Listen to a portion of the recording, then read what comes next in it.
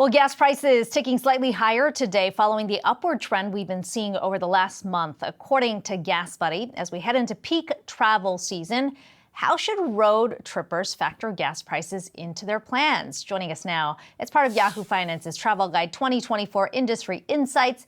We've got Patrick de Haan, GasBuddy, head of Petroleum Analysis. Patrick, always good to talk to you today. What does that trajectory look like as we go into the peak travel season or peak road trip season in terms of gas prices?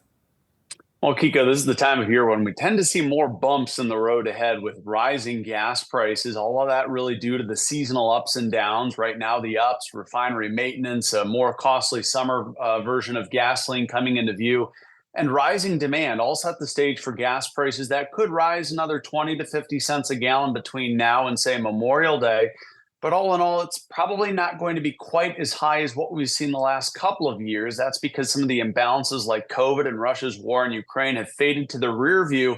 Prices still remain a bit elevated. Inflation is still running higher than expectations, and that's keeping pressure on gas prices. But it's not going to be the worst summer to hit the road.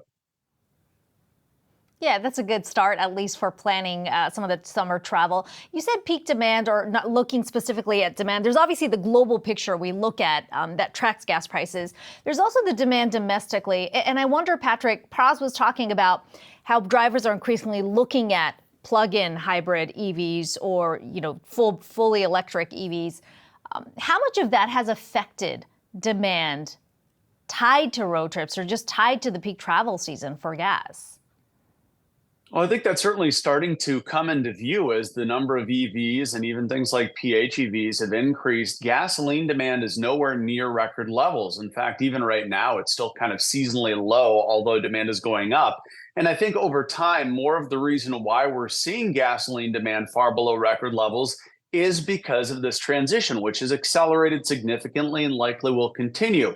Gasoline demand right now only about 8.5 million barrels a day, actually, according to the government, 8.4. I would say normal for this time of year, if you would take out EVs, would probably be somewhere in the upper eight. So I think it's having more of a dent on gasoline demand, and that probably will continue here as long as the White House and whoever is in the White House continues to view EVs favorably. There will be plenty of incentives to increase those number of EVs on the roads. There's obviously the question about charging and other issues that pop up with driving a battery electric car. But I wonder if you've done a cost comparison at all. If you're just even looking at hybrids versus an ICE car, traditional ICE car, is there a meaningful cost difference here? If there's drivers out there who are saying, look, looking at where gas prices are tracking, which option should I go with? Yeah, and there's a lot of different ways to slice this. For example, what type of vehicle, where you are. California's gasoline prices are notoriously high, hovering just below the $5 a gallon mark. So in an area like California, where there is a lot of infrastructure for charging EVs, it can be much more cost advantageous to have an EV in California than, say, in the middle of Wyoming, where they lack the infrastructure. Generally speaking, EVs are going to have lower energy costs. That is, instead of gasoline, electricity tends to be cheaper. And also maintenance costs on EVs tends to be lower. But upfront, the cost of an EV tends to be much more expensive. So studies like from the University of Michigan have found that over the long run, having an EV can save you $8,000 over the course of 200,000 miles. But as Press mentioned, there's a lot of different use cases. So if you're on the highway more often than in the city, you may be better off going with a hybrid or a plug-in electric vehicle. So a lot of dynamics here, but EVs do have some benefits.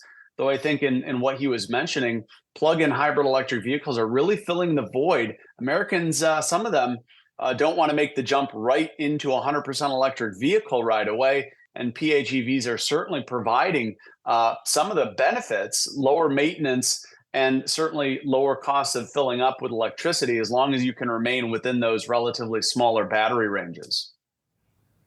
Yeah, it's the comfort of having gas as the backup within the car. Finally, as we look to peak travel season, you talked about where gas prices could be tracking. Where do you think viewers should be looking at as key catalysts that could push prices higher? Well, I think right now the Middle East is something that we continue to watch, though there hasn't been much impact. Oil prices have still struggled. The Middle East certainly could change. We've seen situations where things drastically change overnight. And of course, there's a lot of crude oil being produced in the Middle East. Seasonally, though, I'm looking much more at refineries. This is the time of year that there's a lot of pressure on refineries. They're doing maintenance before the summer. They're transitioning over to summer gasoline. And in the background, demand is all going up at the same time. And that puts a lot of pressure on refineries to finish that maintenance, to get back online and boost production. And just like taking an old car in to get an oil change, there can be issues at refineries that are unexpected that can lengthen the downtime. So it's all about refineries as we make the transition to summer gasoline. Then in the summer, a lot of those pressures ease, and then we look towards the Atlantic and hurricane season. But hopefully we'll have a little bit more breathing room at the refining level this year, as there have been increases in global refining capacity over the last couple of years. Well, Patrick, we always appreciate your perspective. Patrick Haan, GasBuddy, head of petroleum analysis. Thanks so much for joining us today. Thanks for having me.